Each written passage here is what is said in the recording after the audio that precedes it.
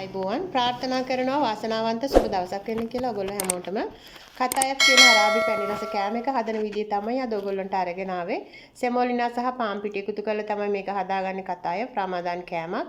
ඉතින් අපි බලමු කොහොමද හදාගන්නේ කියලා. සෙමෝලිනා මේ විදියට කෝප්ප භාගයක් එකතු කරගන්නවා. ඊට පස්සේ පාන් පිටි කෝප්ප දෙකක් එකතු කරගන්නවා. පාන් පිටි කෝප්ප දෙකට අපිට පුළුවන් ඊට්ස් එකතු කරගන්න තේ හැන්දක් විතර.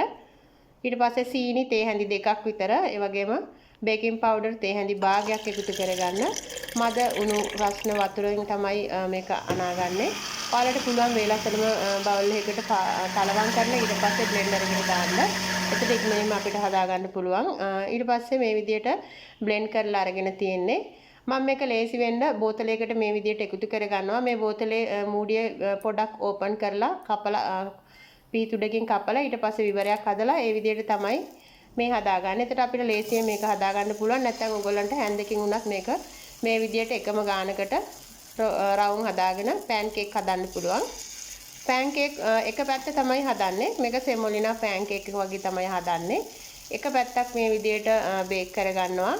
පුච්ච ගන්නවා තැටියක තියලා අපි තෝස හදන තැටිය වගේ තැටියක තමයි මේක හදාගන්නේ. ඔයාලට පුළුවන් බිත්තර බදින පෑන් එකක උනත් මේක හදාගන්න පුළුවන්. දැන් මේ විදිහට ඔක්කොම පැත්තකින් තියාගන්නවා. පොඩ්ඩක් මේක රස්නේ පිටින්ම ඕගොල්ලන්ට නවනවා නම් ලේසි. එතකොට මේක හොඳින් සීල් වෙනවා. අපි චීස් එකතු කරලා අපහු මේක නවන්න ඕනේ. වීඩියෝ එක අතර වාරේ මතක් කරනවා ඔයාලා තවමත් maleedesilva කියන මගේ YouTube channel එක subscribe කරලා නැතිනම් subscribe කරන්න. ළඟම තියෙන notification bell එකත් all දාලා තියාගන්න. එතකොට තමයි ඔයාලට මේ වගේ වටිනා වීඩියෝ ඉක්මනින්ම ලැබෙන්නේ.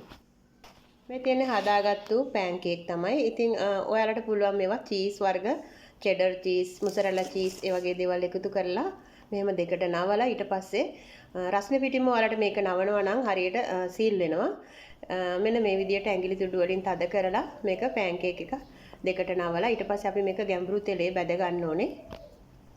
තාම මේකට නට්ස් වර්ග එකතු කරන්න පුළුවන්. ඕගොල්ලන්ට කුරුඳු කුඩු එහෙම එකතු කරලා සීනි කුඩු එකතු කරලා ටිකක් කුඩු කරලා බාගෙට කුඩු කරලා ඊට පස්සේ මේකට පුරවලත් එහෙමත් හදා ගන්නවා. ඉතින් මම චීස් එකතු කරලා හදාගත්තේ චීස් ආස නිසා චීස් වලට. ඊට පස්සේ අපි මේක පැත්තකින් තියලා බදින්න ඉස්සරලා සීනි සිරප් එකක් හදා ගන්න ඕන. මේ විදිහට සීනි කෝප්පයක් එකතු කරලා ඊට පස්සේ ඒකට දෙහි කෑල්ලක් සහ සෆ්රාන් ටිකක් එකතු කරලා මේක සිරප් එකක් විදිහට හදා ගන්නවා. ගොඩාක්ම ඝන වෙන්න හදාගන්නෙත් නැහැ. සාමාන්‍ය ඇක්කෙරෙන ගානට චුට්ටක් ඝන වෙනකොට අපි මේක ලිපෙන් බා ගන්න ඕන. දෙහි දාලා තියෙන නිසා ගල් වෙන්නේ නැහැ. මේක හයි වෙන්නේ නැහැ. අපිට ඕන පදමට මේක වැක්කෙරෙන්න හදා ගන්න පුළුවන්. අනික දෙහි රස ආවහම ගොඩාක් රස සිරප් එකක් වෙනවා. මේ තියෙන හදාගත්තු සිරප් ටික ඉතින් අපි මේකට මාස ගාණක් හරි පාවිච්චි කරන්න පැත්තකින් තියාගෙන හදන්න පුළුවන්. ඕනම කෑමක් පැන් රස කරගන්න පුළුවන්. ඊට පස්සේ අපි කතායෆ් ටික බැද ගන්න ඕනේ. ගැඹුරු තෙලේ මේ විදියට විනාඩියක් විතර බැද ගන්නවා. දෙපැත්තම හරවල බැද ගන්න පුළුවන්.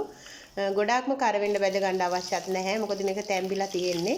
පොඩ්ඩක් ක්‍රිස්පි වෙන්න බැදගත්තාම හරි. කන වෙලාවටම ඔයාලට සිරප් ටික දා ගන්න නම් මේක ගොඩාක් රසයි. නැත්තම් පෙඟෙන්න වගේ බලනවා. කෑමට ගන්න වෙලාවට සිරප් ටික දාගන්න. ඉතින් මම හිතනවා මේක ලංකාවේ ඉන්න අයටත් හදලා රස බලන්න පුළුවන් හොඳ රෙසිපි එකක් තමයි. ඉතින් ලංකාවේ අයට මේක අලුත් මාදිලියේ කෑමක් වෙයි. මොකද මේක අරාබි රෙසිපි එකක් නිසා සෙමෝලිනා ලංකාවේ තියෙනවා. අඩුම මුදලකට ඕගොල්ලන්ට ගන්න පුළුවන් මේ අවශ්‍ය දේවල් ටික. රුලන් වලට තමයි සෙමෝලිනා කියන්නේ. ඉතින් ඕගොල්ලන්ට රුලන් ඕන තරම් කඩවල ගන්න පුළුවන්. ඉතින් මේ රුලන් රෙසිපි එකත් හදලා ඕගොල්ලන්ගේ පවුලයත් එක්කලා රස බලන්න පුළුවන්. පිස්ටාෂියෝ එහෙම නැතිනම් පිස්ටක් වෙනුවට කජු නට්ස් වර්ග එහෙම නැතිනම් රට කජු ඔයගොල්ලන්ට පුළුවන් ග්‍රයින්ඩ් කරලා ඩෙකොරේෂන් කරගන්න. අරාබි ඩෙසර්ට් එහෙම නැතිනම් අරාබි පැණි රස කෑම ඉල්ලපු යාළුවන්ට තමයි මේ. ඉතින් කමෙන්ට් කරලා තිබ්බ ගොඩක් කට්ටිය. ඉතින් ඔයගොල්ලෝ උදේසා ඔන්න වීඩියෝ එකක් දුන්නා. පුළුවන් වෙලාවට ඔයගොල්ලන්ට ඉල්ලපු වීඩියෝ මම ලබා දෙනවා නිවාඩුව.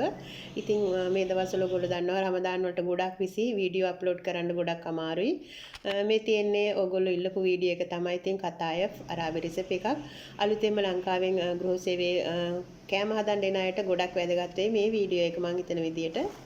පිටිකෝප්ප දෙකකින් ගොඩාක් හදාගන්න පුළුවන්. ඉතින් ඔන්න ඔය විදියට තමයි අවසානයේ ඔයගොල්ලන්ට දකින්න ලැබෙන්නේ. ඊට පස්සේ පිස්ටාෂියෝ උඩින් එකතු කරගෙන පිළිගන්නවන්න පුළුවන්. ඔයගොල්ලන්ගේ රස බලන්න පුළුවන්. මේ තියෙන පිස්ටාෂියෝ මම ග්‍රයින්ඩ් කරගත්තුවා. මම මේ ලියලා තියෙන අමුද්‍රව්‍ය ටික එකතු කරන්න ඔයගොල්ලන්ට හොඳ soft පිස්තාචියෝ එකතු කරගත්තු qatayef එකක් හදාගන්න පුළුවන්. බේකින් පවුඩර් චුට්ටකුත් ඒ විදිහට එකතු කරගත්තාම ඉතින් මම හිතනවා මේ වීඩියෝ එක ඔයාලට ගොඩක් වැදගත් වෙයි කියලා. වැදගත් වුණා නම් තවත් යාළුවන්ට බලන්න ෂෙයා කරන්න.